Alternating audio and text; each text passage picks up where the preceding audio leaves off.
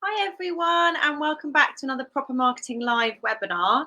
Thank you so much for joining us today. This is our second live webinar that we've done, and we're just really grateful to everyone, especially that came a couple of weeks ago. We had some really good feedback, and the discussion continued after the webinar, which was really great to see. So we're hoping that we're going to be able to give you some more advice today. The focus of today's webinar is branding.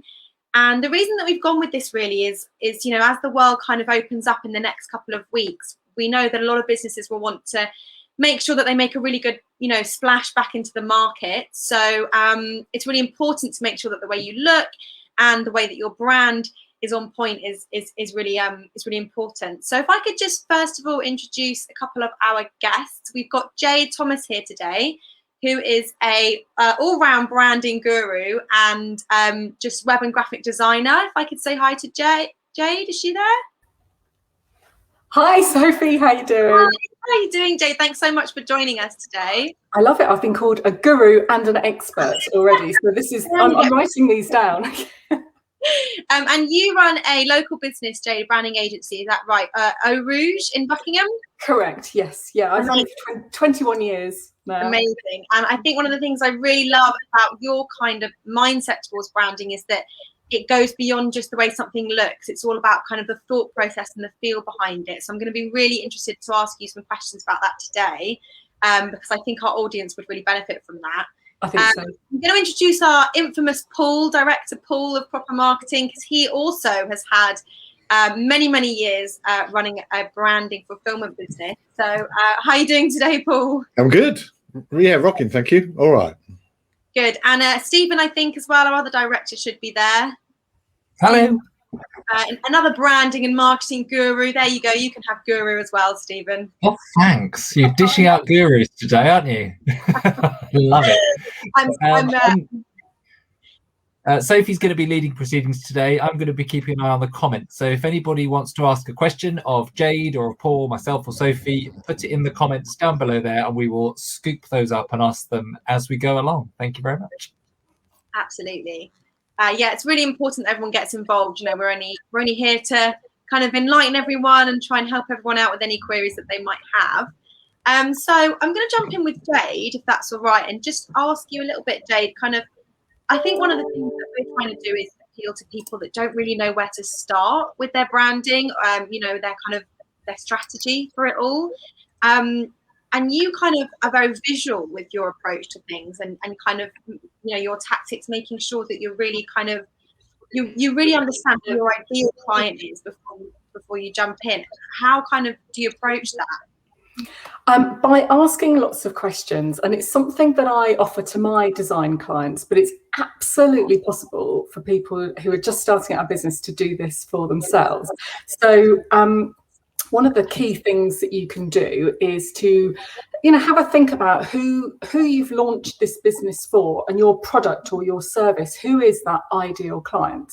And you can break it up into lots of different questions. So it could be that they're men, or it could be that they are a certain age bracket or that a certain geographical area. So these are kind of like top line questions that you can ask about your business. But actually, the more questions you ask, the more you can really sort of drill down into who is your ideal client. And the thing is you tend to know somebody a bit like that. So it might even be a version of yourself. But actually, if you, I don't know, for example, if you sell jewelry, which is one of my other businesses, you'll know a certain target market that you're aiming for. But actually, what else are they interested in? Where do they go on holiday? What kind of clothes do they buy? Handbags, shoes, are they into that kind of stuff? And if they are, is it really ostentatious brands, or are they actually quite sort of very well made, beautiful pieces, but actually quite subtle brands? So you can start sort of creating a bit of a picture of your ideal client. And actually, you're better off sort of sticking to maybe 2, maybe 3 different ideal clients to begin with, or else it can be quite overwhelming. But also it means that you can really target them using marketing. What I'm going to show you over here is actually I've got a printout of my mood board that I created for my ideal clients and my jewelry, just to show you how informal you can put it together, but actually how comprehensive it is as well. And I'm going to show you, and I'm going to explain why it's on a scrappy piece of paper as I hold it up to the camera here. You can see these are my target audiences, and I've really tried to fill out, you know, what they're into, which then obviously gives me lots of things to talk about on social media to them. But this is key. This is right by my computer. This isn't tucked away in a file on my Mac or on my phone. This is right here and actually it travels around with me. So if I'm working on my laptop, this is in the kitchen with me so that I can refer to it. So it's really, really kind of cool to either rip stuff out of magazines or to actually, you know, create a bit of a collage on your computer, but just have it near so that you can be constantly inspired by it. Yeah, and it's the kind of thing that it isn't just something you use right at the beginning when you're establishing what products to kind of put out or what content to put out on social media. It's something that you consistently refer back to with any kind of branding decisions that you make. Absolutely. The other thing that I do is every so often I look at it again with fresh eyes and work out, is this still the audience? You know, have they moved on? Is there something else they're into that needs to be added? Is there something irrelevant on there now? So it's worth sort of having a look at every few months, just to, is it still Vicky? Is it still Charles? You know, and actually have a bit of a look at that. Jay, can I ask you a question? What's the first hurdle you get over? Because we work with businesses, and when we're going through this process and we say, okay, we need to create your personas that you're marketing to. So who's your brand for? The first thing that an awful lot of people say is, oh, well, everybody wants what I'm selling. How do you get over that first hurdle? By remembering that we can't be all things to all men. And actually, by focusing in on one or two ideal clients is a really good place to start. Might not be forever, but it's a really good place to start.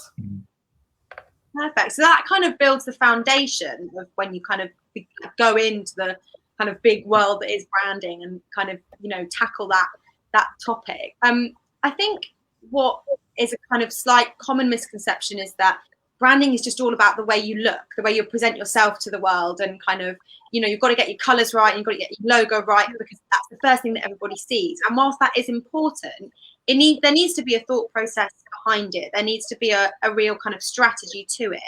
And I was at a networking event recently with you where you did some incredible talk about the color psychology behind picking your colors and picking your logos, because it really reflects the kind of market that you're in and the feel that you want your business to project.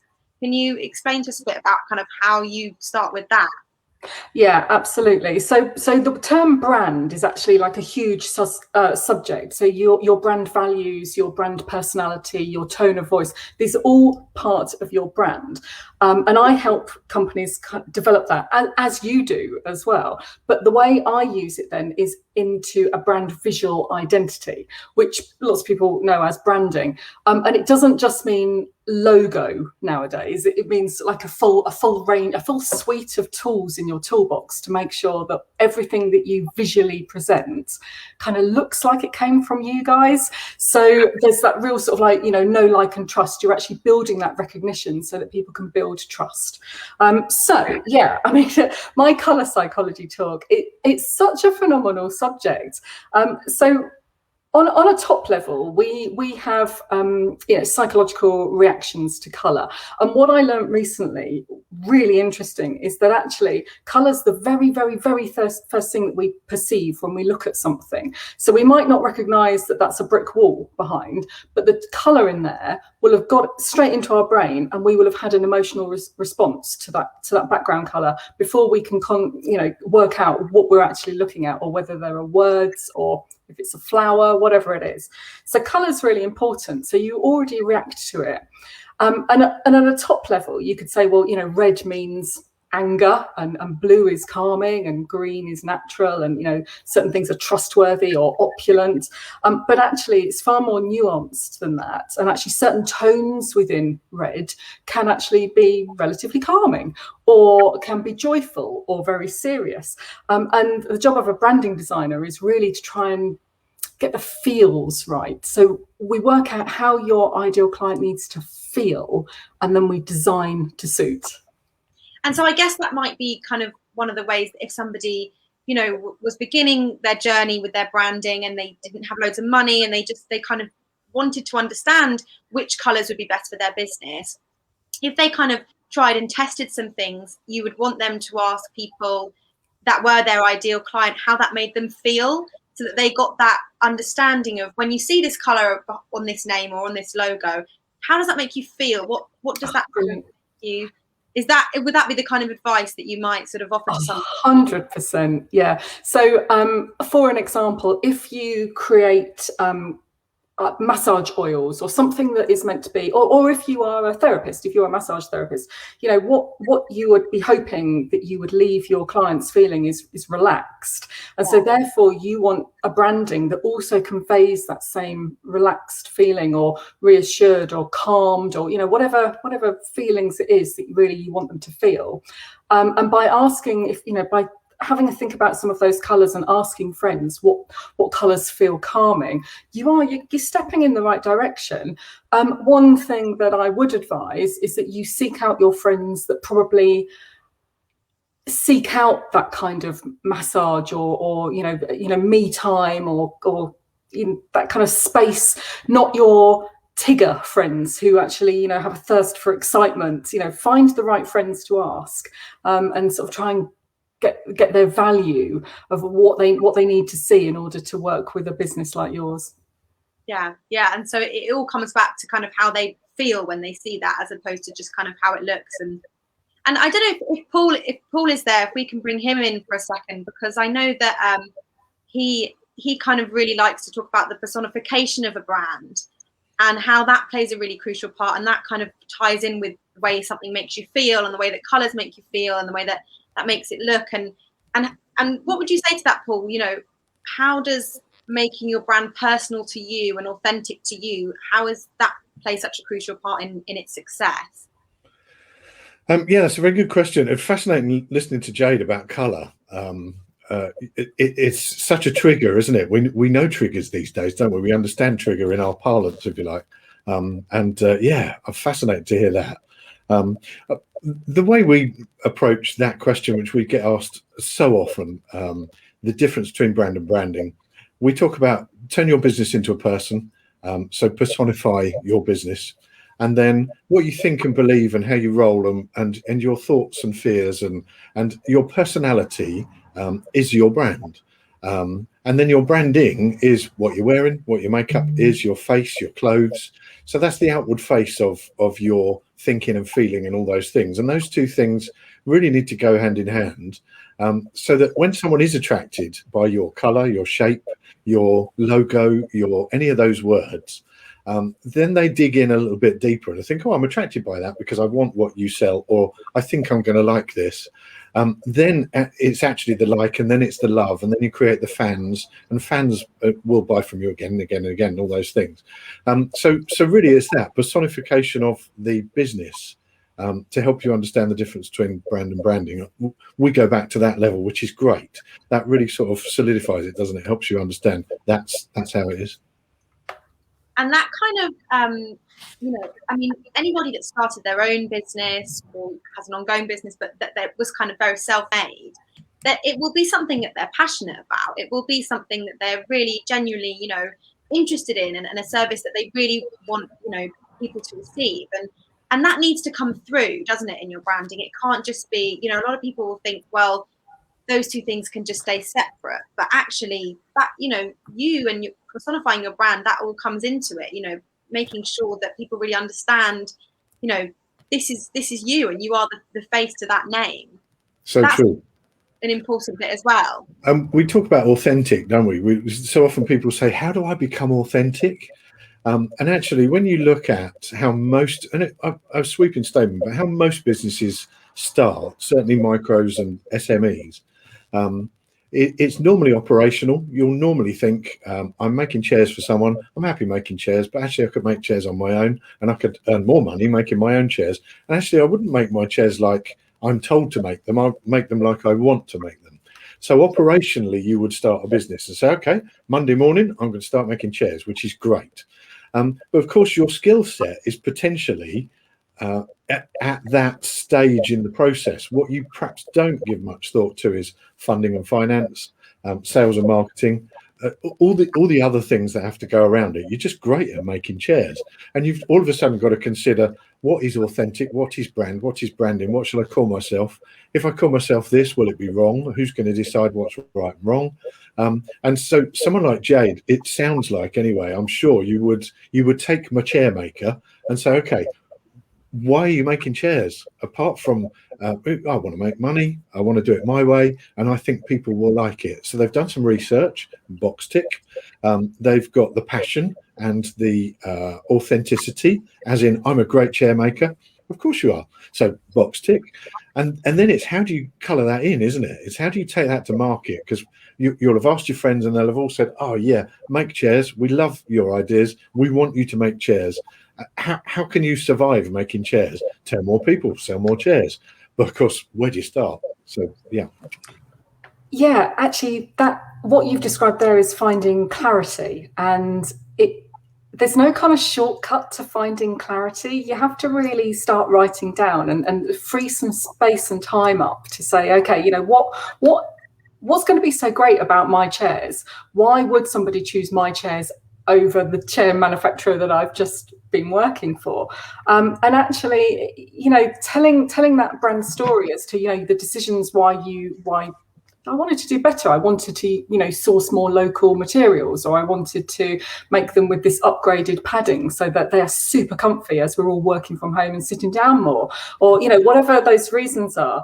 And that's where authenticity can come from, but also your USP, you know, so, but really finding that clarity does take time, because ultimately you might be good at making chairs and want to make chairs, but in order to really turn it into a brand business that has fans and followers and people that aspire to save up and buy one of your chairs, they've got to really understand how they're going to feel when they own one of your chairs. And actually that story of understanding the clarity of how, you know, your reasons for doing it, but also why you want to make the world a better place with your chairs will help with that clarity and also that following. Absolutely. So that's kind of like the foundations of it all, you know, how the thought process that goes behind when you're beginning your branding. When it comes to the actual tactics and the actual strategies, I think one of the common misconceptions is that, you know, you need one logo and it needs to be kind of very consistent and it needs to be stamped on everything. Otherwise, people won't remember that it's yours. But actually, Jade, you kind of disagree with that in the sense that you can have consistency, you know, on different social media platforms and on different products on different sites. But as long as it's consistent with your theme and your company culture, it doesn't always need to be the same size fits all, the same logo stamped on everything. Is that right? That is absolutely correct. And it's more important nowadays with social media and our online presence than it was before, when we mainly had a letterhead and a business card and a brochure. So, for example, if I've got a logo, but our chair manufacturer, he's got a brand, and he's making, I don't know, beautiful rustic oak chairs, and he needs a logo. So yes, okay, we can develop something, and it might be that because he's using, you know, local materials and he's sort of, you know, trying to use recycled packaging and stuff like this, we're going to go down a really sort of like rustic, handmade, artisanal branding style. But ultimately, he'll probably need a little suite of logos because, you know, social media, we have like a small circle in which to place a brand, but his logo might be long and thin, or it might be tall, or it might have an icon, or it might just be typography. So what a branding designer will do is create a suite of brand logos so that you've actually got something that is in the right typography and the right feel and the right style, but suits a various different sort of places where you need to put it, and the fundamentals of having high res and JPEG and raster and, you know, whatever, all the different formats. But actually physically looking at them, you should actually have maybe 2 or 3 at least that can work for you in different aspects, but all have that same kind of either lightness of touch or rustic strength of touch, or something, you know, something that ties them all in together. And your color scheme can do the same thing. So rather than saying, right, we're only going to use brown and black because of the oak and the rusticness, you'd probably bring in some neutrals into there, and, you know, maybe one brighter color still within probably an autumnal tone being as to his chairs are quite artisanal, but we would choose a range of colours that mean that you've got loads of choices. You're still on brand, but you've got choices to really captivate someone. Your Instagram could be full of colour, but actually they're all still on brand, and your logos and the typography that you use. Yeah, it's a powerful set of things that all keep looking familiar, but giving diversity. And that consistency is so important, but it doesn't mean you can't kind of reach out and explore kind of other ways to make your content and your branding more, trendy and up to date and just exciting for people to look at, really. Yeah, I think so. You can be agile, but what you mustn't do is have shiny object syndrome and look at this font on Instagram. Look at this that I can use. You do. If you've chosen with integrity and strategy your colours and your fonts, you should stick to them, and then make it work in different environments and on different media. Yeah, and Paul, I know we had a social media webinar last time, and we were kind of, giving people advice about how to best use it and how to most successfully get their brand out there and get their services out there.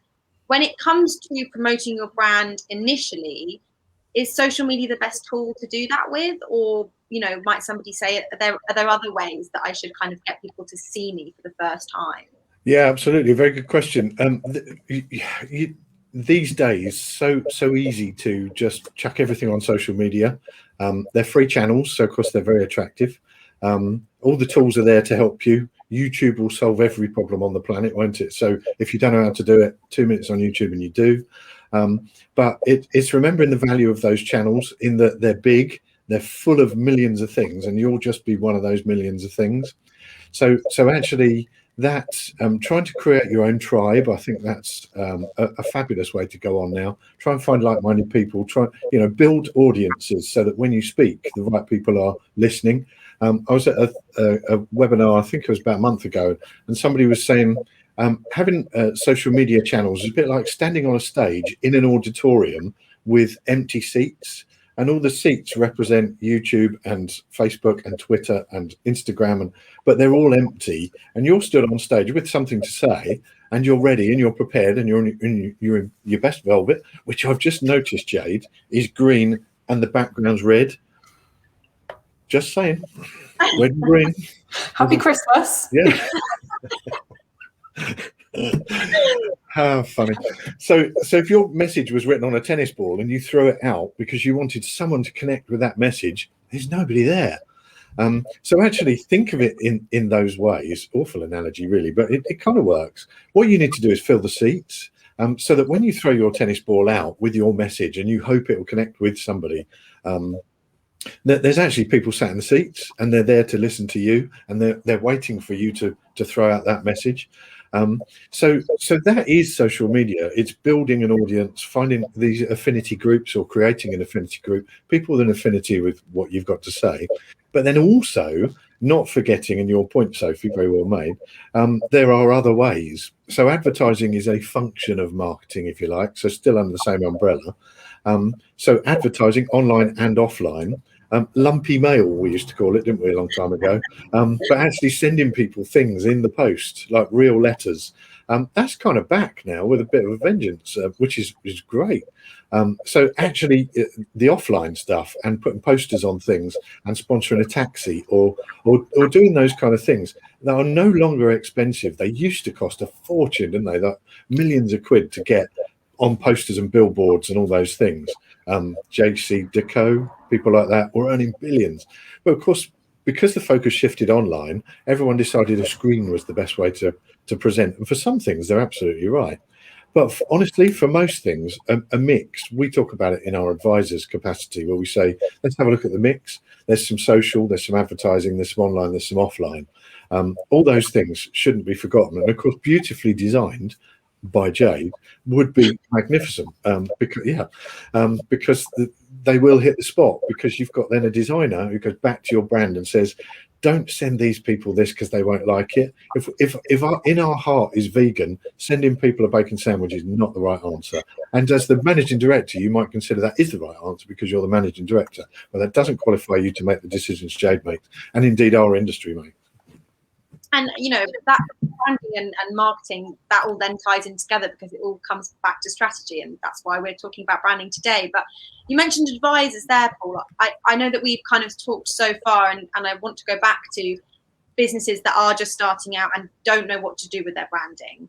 But if a business is existing, and I know, Jade, you work with a lot of existing businesses that perhaps just want to change things up, how might proper marketing advisors, how would they start with a business that just wants to rebrand and wants to reboot a little bit, going back into the market, especially post-COVID? They're not really sure kind of how to first dive into that. Where might they start with a rebrand? Okay. Rebrand, that's really good fun. We talk about the difference between mild and wild, and so it could be evolution or revolution in brand terms. So you're either going to evolve the brand you've got, or you're going to kick it all out and start again, or indeed go up a bit and have a look at brand hierarchy. So it might be that you've there's kind of a broad sweep, but there's two ways to tackle your brand hierarchy, and that is a house of brands or a branded house.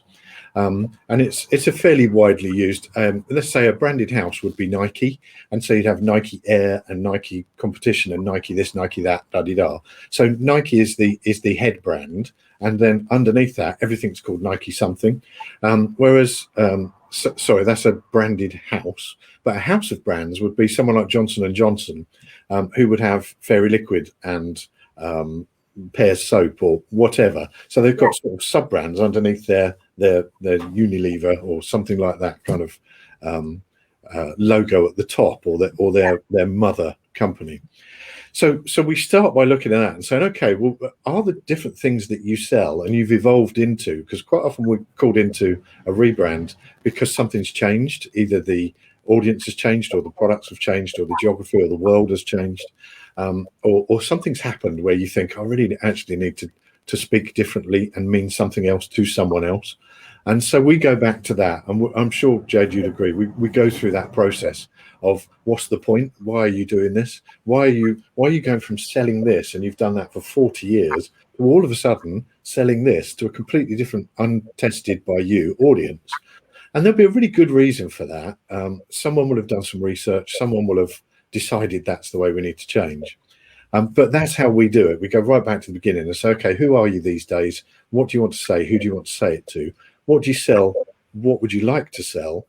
What's changed, and why do you feel the need to change? And then we do indeed employ the services of literally a Jade, and say, okay, well, come and have a look at it. We used to jokingly call it the colouring in department, but actually it really is that. It's adding colour, it's adding your personality, isn't it? It's not just colour.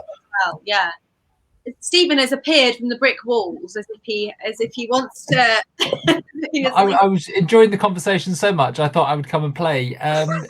Good. Interesting. Talking about rebranding, it's a real bugbear of mine when people or organisations rebrand for the sake of it, because they feel, oh, we haven't changed our logo for a little while, we ought to do that, shouldn't we? And I always call it reblanding rather than rebranding, particularly when there's this horrible trend of minimizing logos and minimizing brand, and it just frustrates me. And I wondered, Jade, if you had an opinion on it. Yeah, I do. I think that a really well strategized branding should last you for years. It should, unless the nature of your business changes so much.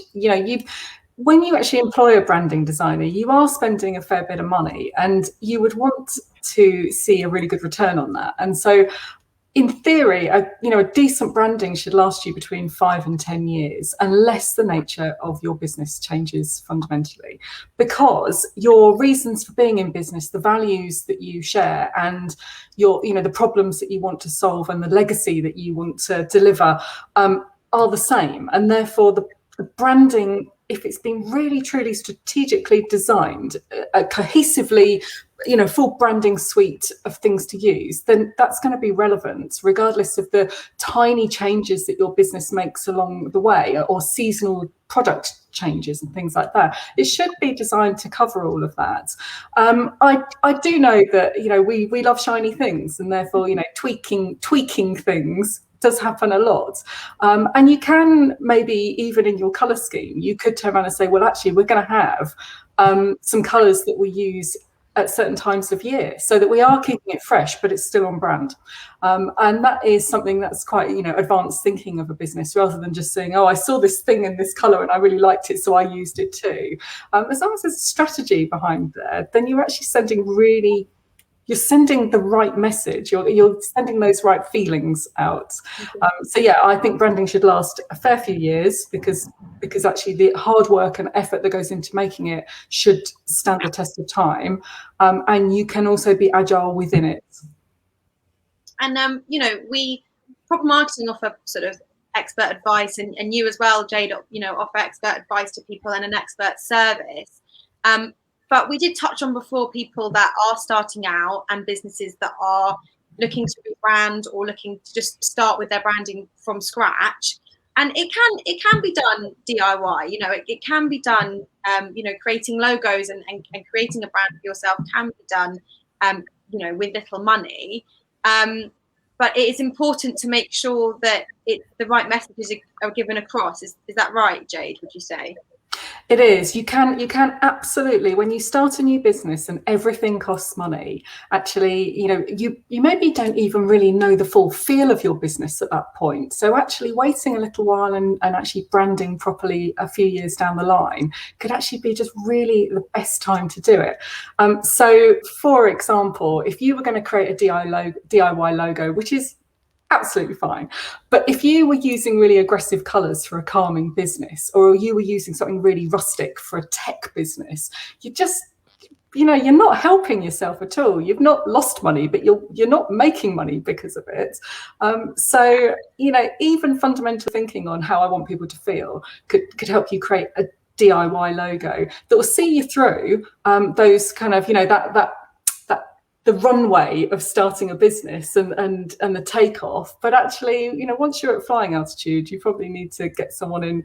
That's really good advice. Step up the branding. Yeah. And at the end of the day, your branding is in a way a very visual first impression of your company and of your service, and you want people to look at it and be attracted to how it looks, and also remember it as well. It needs to be memorable. So it is important that it's done properly and with a lot of thought behind it.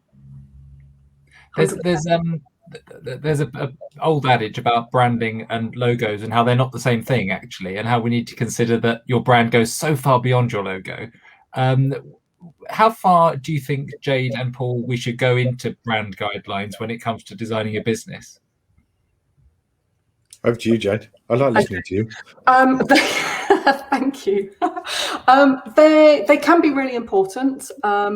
In certain clients, I just create a brand board to give them a few ingredients to go and play with, but within brand guidelines. The bigger the company, the more people you have to communicate that have to use the brand, then the more important a brand guideline is. If it's a one-person business, then actually a brand board which says, these are my colours, these are my fonts, this is the logo that I use in this instance, and this is what I use in that instance. These are some really cool background neutral tints that I use without fail, regardless of where I'm using them. This is what it looks like in RGB, CMYK, hex codes, all of the technical stuff, so that the colours look the same throughout. This is all kind of really important stuff. Yeah, but it is, a logo is just a small part of a brand, but actually it is the colours, the fonts, the logo are all sort of, key ingredients. Doesn't really matter what cake you're making, you need to be using the same ingredients.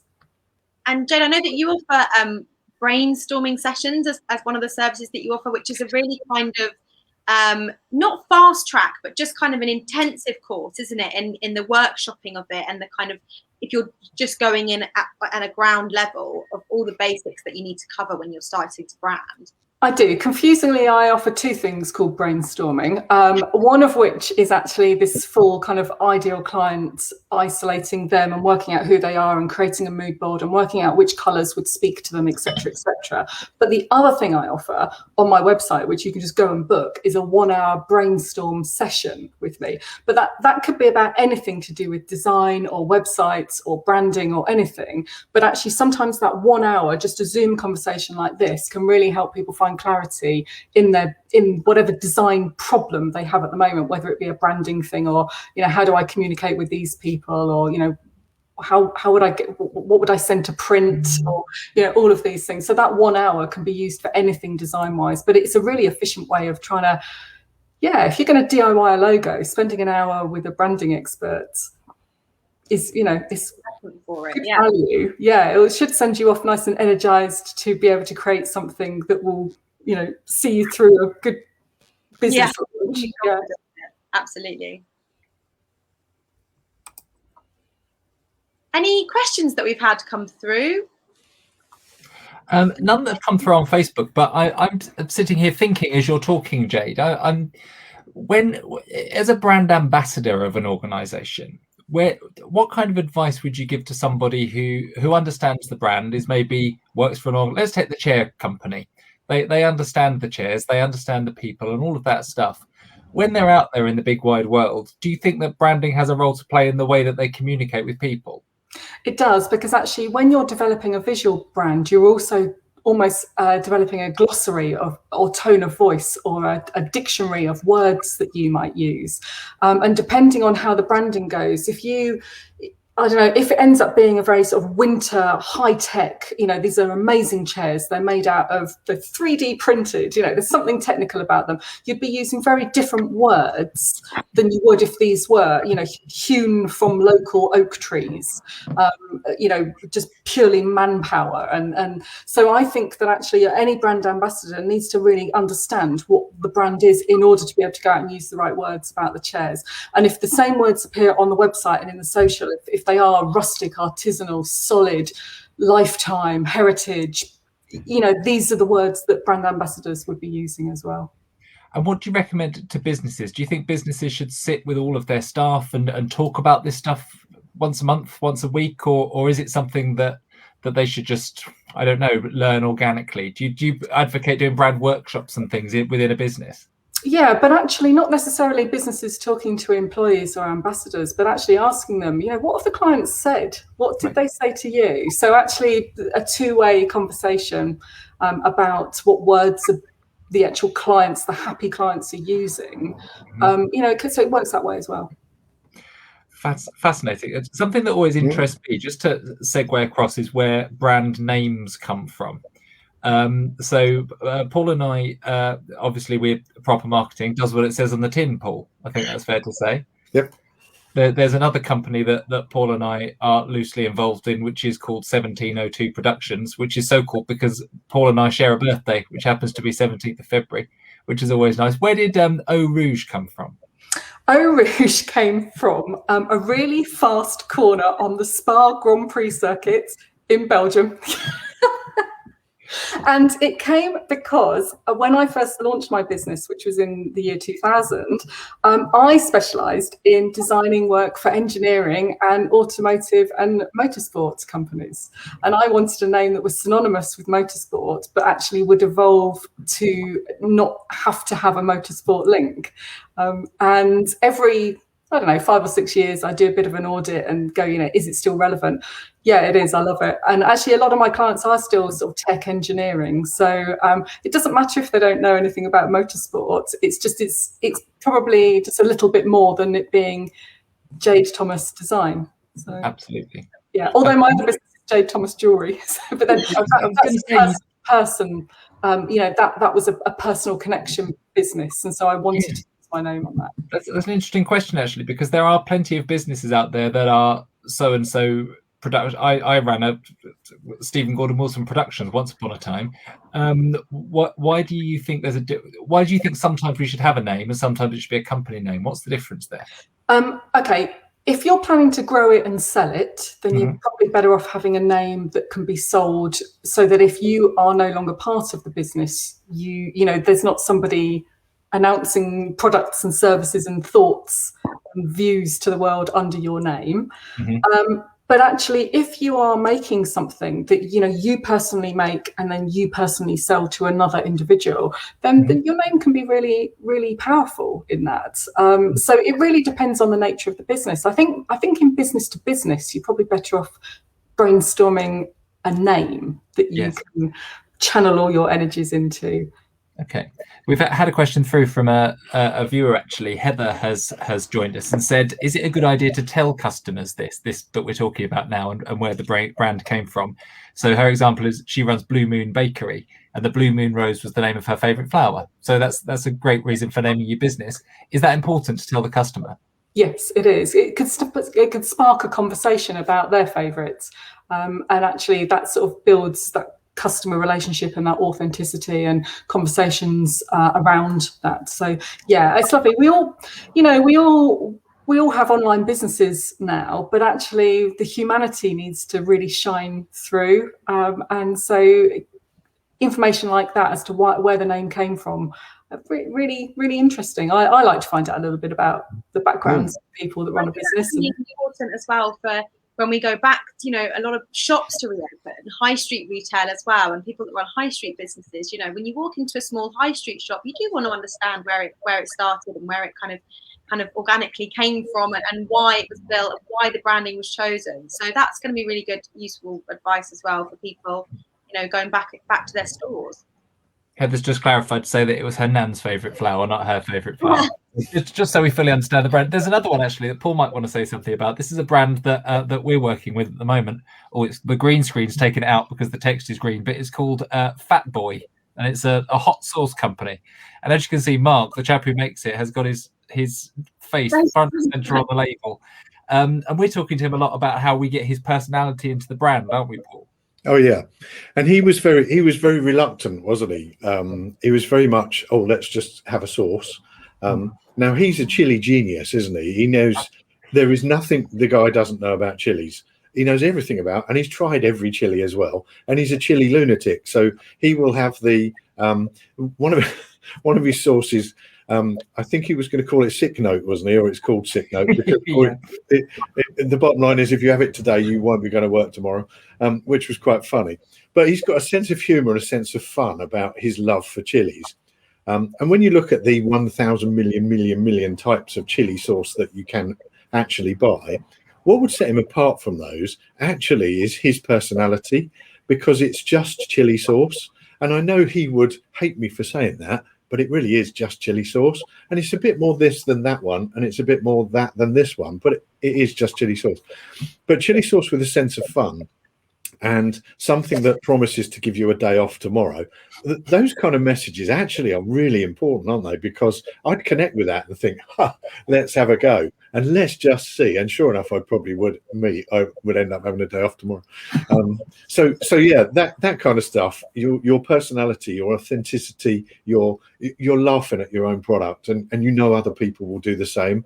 And that may just cause you to go up the queue, mightn't it? Either search engine results pages queue, or actually up the queue in Waitrose on the shelves or wherever you sell it.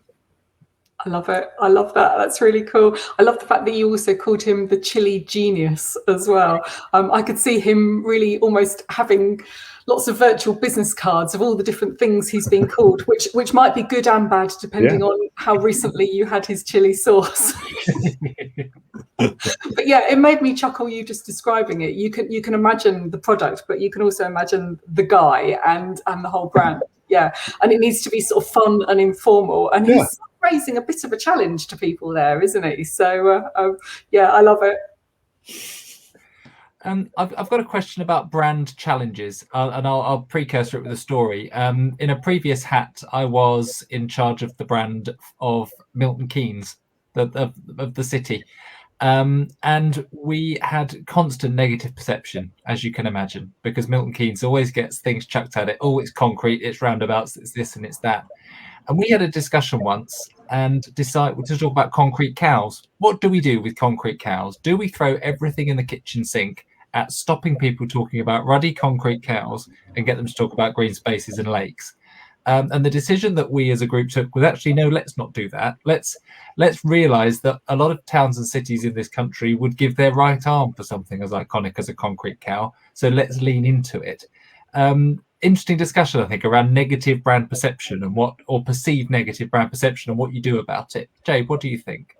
Well, yeah, I mean, it's such a unique and recognisable feature of Milton Keynes. And actually, yes, having, if you live near here, you don't have that negative feeling about it. But actually, if you were to sort of mention another town that you've never been to, you would have certain preconceived ideas about that town, whether it was good or bad.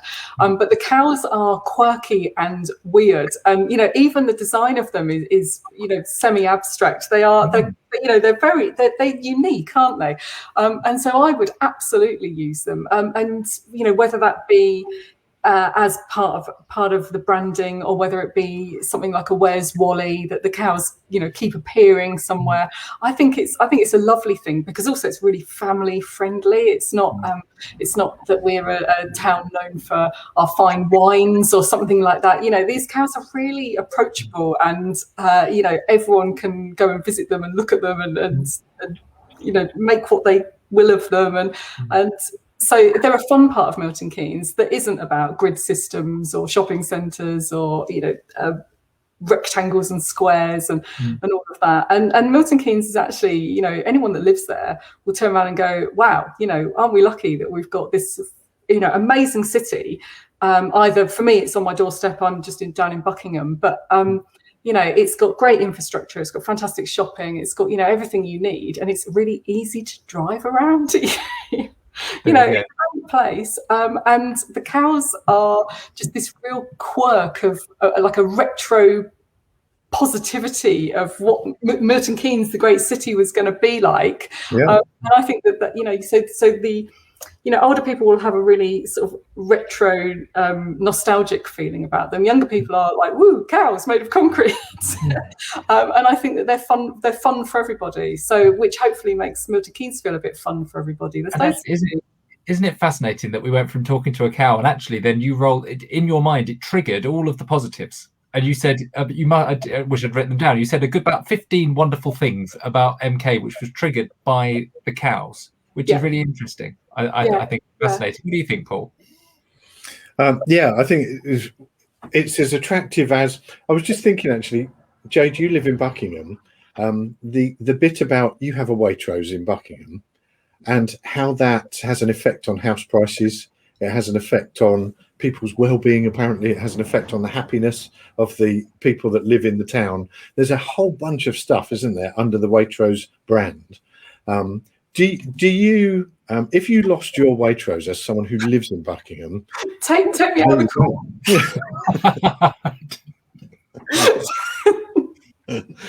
It would affect you, wouldn't it? It would change your. So that's just, and it's just a brand, because you can buy bread anywhere, you can buy sausages anywhere, you can buy whatever it happens to be, wine probably anywhere.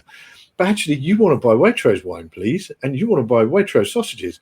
And we travel from, we're 2 villages down from you. We travel to Buckingham to that Waitrose, and kind of wish it was nearer in a funny sort of way. Brand love, isn't it? That's fans. Absolutely, because they have got brand values of quality, and particularly in the 2 local shops here, they've got a value of marketplace, fresh first. Majority of the shelves are full of fresh produce rather than shelf produce. So it was as a quick aside, just before it opened, when they'd covered all the windows, it was like the Queen was visiting Buckingham. There were crowds of people trying to peek through the frosted windows to have a look what was in there. It was very exciting for Buckingham. I bet. Well, it used to be Budgeons, didn't it? I'm sure before that. But it was, they're seen as high quality, but actually they price match. But you still think, it's part of John Lewis's, isn't it? But that really comes back to what you were saying at the beginning as well, Jade, about your ideal client. You want to understand what they're interested in and what they like, but you also want to know kind of where their values lie and what's important to them, so that you can reflect that in your branding and in the service that you put out.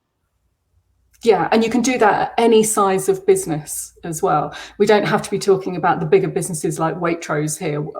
We can say that you could start a business, and you just really need to have a think about how you want your clients, your ideal clients, to feel.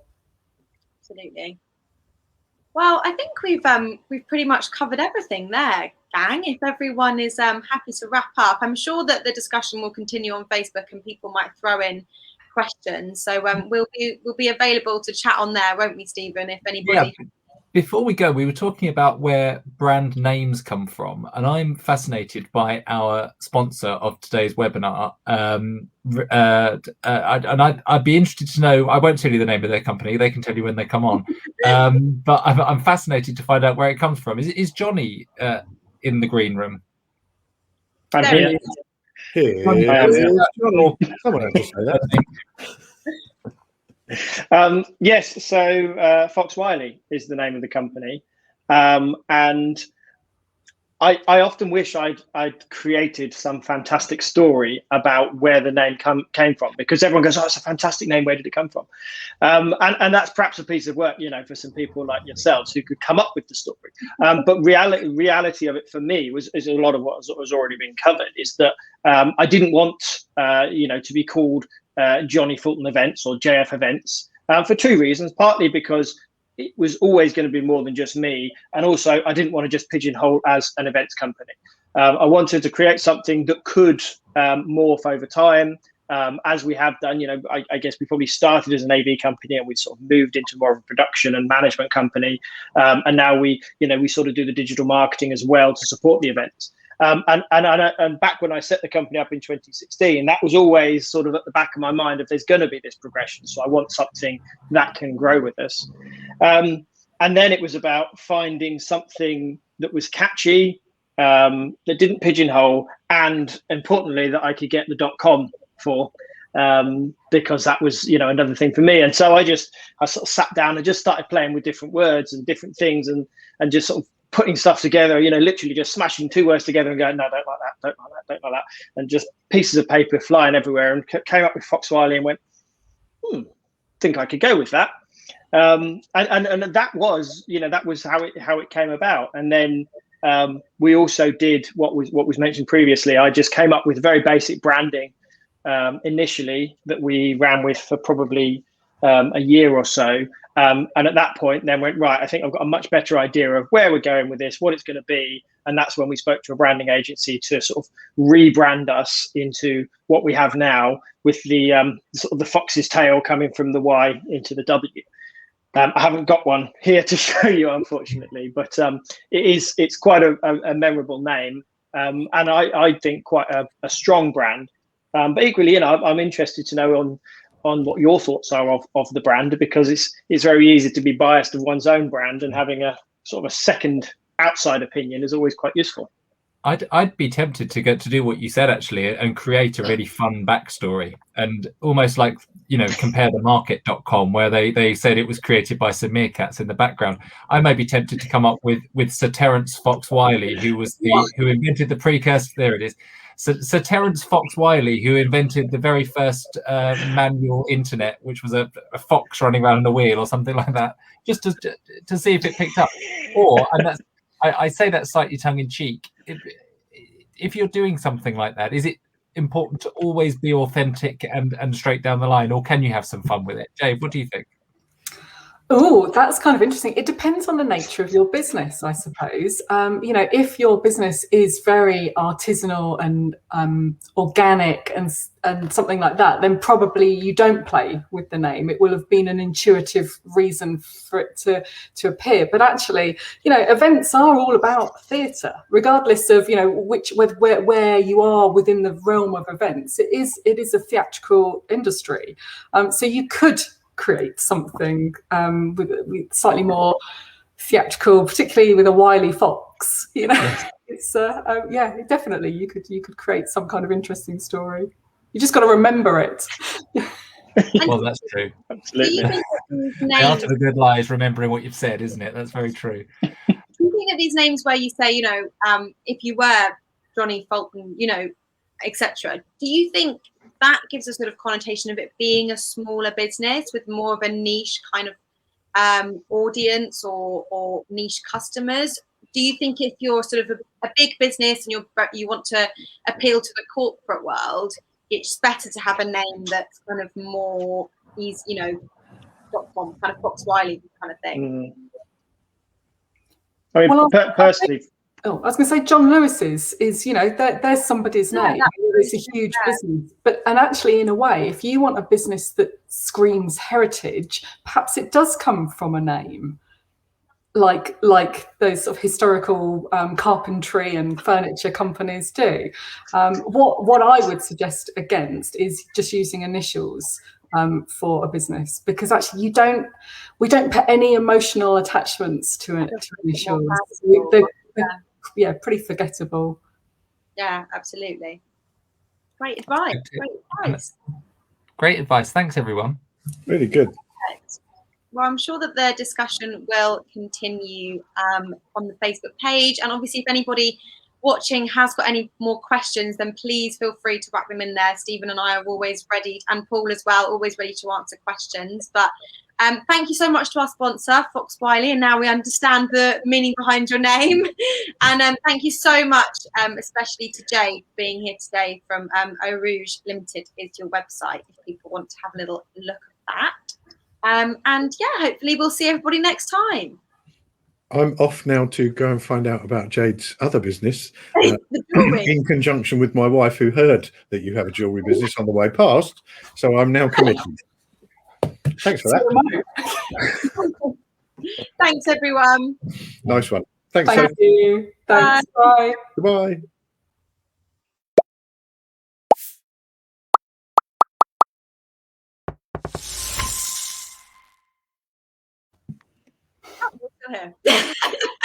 Sorry, Paul. You've just cost me whatever it is, haven't you, really? That's the bottom line. I'm so sorry, Johnny. I almost forgot about you. So Stephen saved you. It's all right. I jumped on him. Okay. That was good. Well done, everyone. That was really great.